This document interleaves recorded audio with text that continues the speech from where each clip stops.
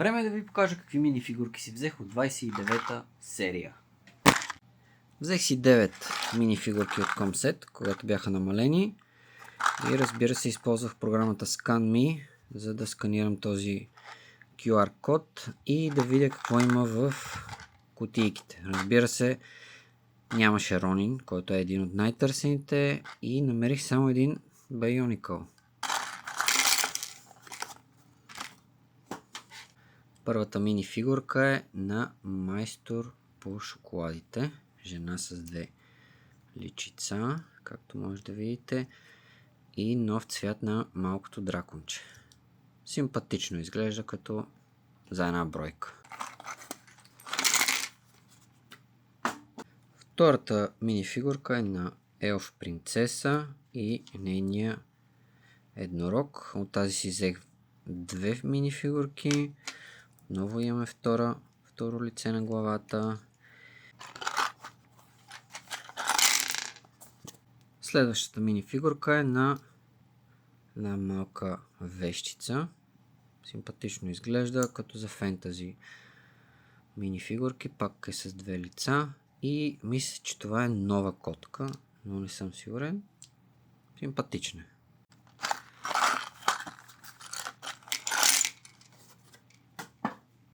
Ето е и Bionicle минифигурката.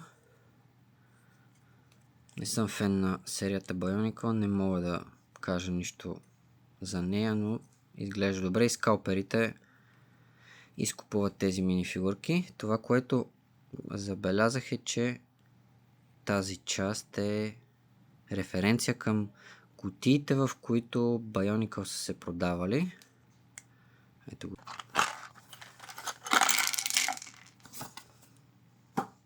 Продължаваме нататък с T-Rex, който може би ще бъде добро попадение за хората, които правят sci-fi минифигурки. Тялото изглежда интересно. Това е му е главата. Не е зле.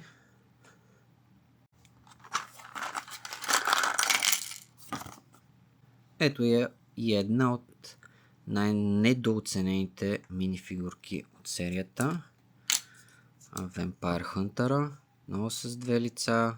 Тялото изглежда доста добре. Може да се ползва за фентази персонажи. Имаме принтиран плакат и разбира се това ново оръжие, което е нова част.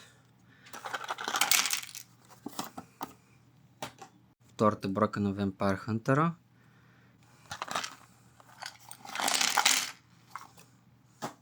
Втората принцеса Елф.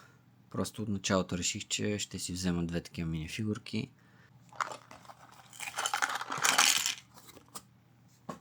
И последната минифигурка от 9 е така наречения Тубаджия. Мисля, че и той е малко недооценен, защото тялото му може да се ползва за пиратски минифигурки. В смисъл флота. И за финал няколко думи. Най-вероятно ще си взема още на две бройки от Vampire Hunter-ката. От вещицата една-две бройки още. Тялото изглежда доста интересно, както и шапката. Тубаджията може би още една-две бройки и ще видя евентуално Ронина как изглежда на живо и ще преценя дали да си взема 2-3 бройки за фентази минифигурки. До следващия път!